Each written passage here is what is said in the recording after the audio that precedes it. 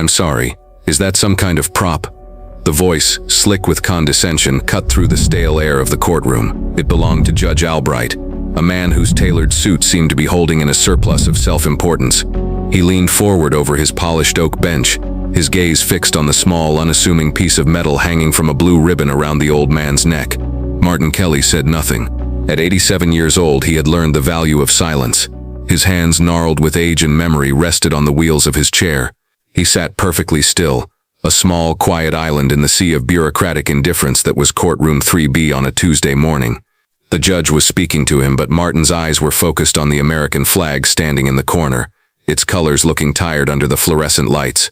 "Sir, I am addressing you," Judge Albright snapped, his patience already a distant memory. The bailiff, a portly man who had been half asleep moments before, shifted his weight, the leather of his duty belt groaning in protest. "The rules of this courtroom are clear. No hats, no sunglasses, no decorative medallions. Remove it." Martin Kelly's public defender, a young nervous man named David, shot to his feet. "Your Honor, my client, Mr. Kelly, is not wearing it as a decoration. It is a part of his identity. A military commendation of, I don't care if it's a key to the city council." Albright cut him off, waving a dismissive hand. "This is a place of law, not a parade ground. It is a distraction and a transparent attempt to curry favor with the court. It will not work. Now take it off, or I will hold you in contempt." The charge against Martin was almost laughable. A citation for an overgrown hedge. A neighbor new to the area had filed a complaint with the city, and Martin, having missed the initial notice while at a VA appointment, now found himself here, in front of this petulant man playing king. The judge's demand hung in the air, thick and unpleasant. The other people in the courtroom, a collection of tired faces waiting for their own minor tragedies to be adjudicated, began to murmur. They looked from the judge's angry, florid face to the old man in the wheelchair.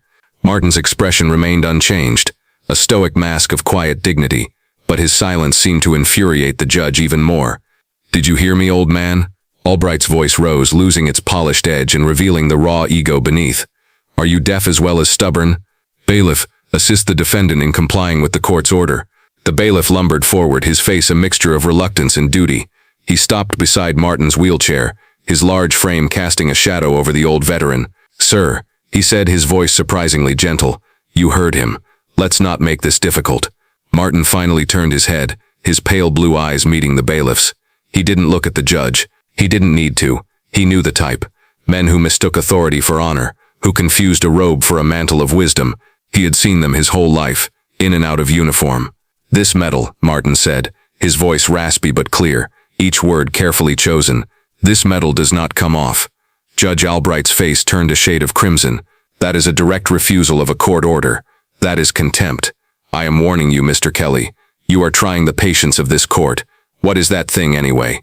Some VFW prize for best parade float?" A few sycophantic chuckles echoed from the prosecutor's table. David, the public defender, looked horrified. "Your Honor, that is the Medal of Silence, counsel. I am done with this." Albright pointed a trembling finger at Martin. "One last chance. Remove that trinket, or I will have you escorted to a holding cell where you can sit and think about what it means to respect the law." The word trinket landed like a physical blow. For the briefest of moments, the drab courtroom dissolved. The smell of disinfectant and old paper was replaced by the scent of cordite and hot foreign dust. The judge's sneering face was gone, replaced by the grim, sweat-streaked face of a four-star general. Martin was 20 years old again, standing on a makeshift stage on a forward operating base. His body was a roadmap of fresh bandages. His ears still rang with the echoes of battle, but he stood tall. The general's hands were heavy and sure as he draped the blue ribbon over Martin's head, the star-shaped metal cool against his skin. "Son," the general had said, his voice thick with emotion, "your country can never repay you, but it will never forget." The memory vanished as quickly as it came, leaving an ache in its place that had nothing to do with old bones. It was the ache of a promise being broken. In the back of the courtroom, sitting on the hard wooden benches, was a young man in a slightly too large suit. His name was Ben Carter, a junior prosecutor waiting for his own case to be called. He'd been scrolling on his phone, bored, but the escalating confrontation had captured his attention. He didn't know the old man, but he knew military awards.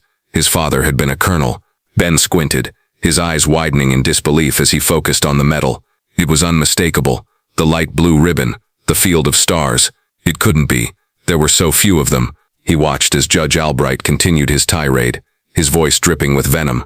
He saw the old man's quiet defiance, the bailiff's hesitant posture, the public defender's helpless panic. A cold fury began to build in Ben's chest. This was not just a legal proceeding anymore, it was a desecration. Judge Albright, sensing he had the upper hand, leaned back in his chair. "Let the record show the defendant is refusing to comply. I am ordering a brief recess. When we return, Mr. Kelly, you will either be without that medal, or you will be in custody. Perhaps a night in a cell will improve your hearing." As the judge swept from the room into his chambers, Ben saw his chance. He stood up, his heart pounding, and slipped out of the courtroom doors into the hallway. He fumbled for his phone, his thumb shaking as he scrolled through his contacts. He didn't call his boss. He didn't call the court administrator. He called his father's old executive officer, a man who was now a colonel at the Pentagon. The phone rang twice before a crisp professional voice answered. "Colonel Hayes." "Colonel, it's Ben Carter, General Carter's son." "Ben, good to hear from you. How are things in the civilian world?" "Sir, I'm sorry to bother you, but something is happening, and I don't know who else to call." Ben's words came out in a rush, a torrent of controlled panic. He explained where he was, what he was seeing. He described Judge Albright, the wheelchair, the overgrown hedge, and the medal. "He called it a trinket, sir. He's threatening to jail him." Ben took a breath. "The veteran's name is Martin Kelly." There was a profound silence on the other end of the line. For a moment, Ben thought the call had dropped.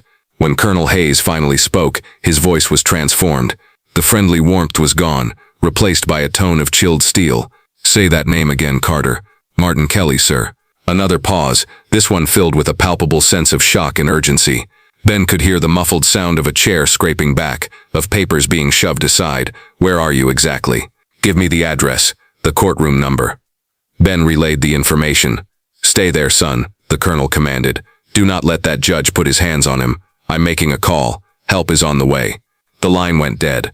Ben stood in the empty hallway, his own breathing loud in his ears. He had just thrown a rock into a very, very large pond, and he was about to see the ripples. Inside the sprawling headquarters of the nearby army base, Colonel Hayes didn't just walk. He strode with the kind of purpose that parted crowds. He didn't knock on the door to the commanding general's office. He opened it without breaking stride, his face grim. General Thompson, a man whose calm demeanor was the stuff of legend, was in a meeting with his senior staff. He looked up, his eyebrows raised at the unscheduled intrusion. "Sir, I apologize for the interruption," Hayes said, his voice tight. "But I just received a call from a trusted source, a civilian courthouse downtown." He laid out the situation in clipped, precise sentences. The name Martin Kelly was the last thing he said. The name dropped into the room like a grenade. The quiet hum of the meeting ceased. Pencils stopped moving. General Thompson's friendly expression evaporated, replaced by one of stunned disbelief that quickly hardened into a cold, dangerous fury. He looked around the table at his staff, men and women who had dedicated their lives to the service. He saw his own shock mirrored in their eyes. "Martin Kelly?" Thompson asked, his voice a low growl. "Sergeant Major Martin Kelly? Are you certain?" "Positive, sir," Hayes confirmed. General Thompson stood up, the sheer force of his movement making the heavy chair slide back. "That man is a living legend. He is the standard by which we measure ourselves." He turned to his aide. "Get the car, and get me the official dress uniform. We are leaving, now." To Colonel Hayes, he said, "Get a security detail, 2 vehicles, Class A uniforms for everyone. I want to be there in 15 minutes. The office exploded into a whirlwind of controlled, urgent activity. Phone calls were made, orders were barked. The name Martin Kelly was passed down the line, each repetition adding to its weight, its power.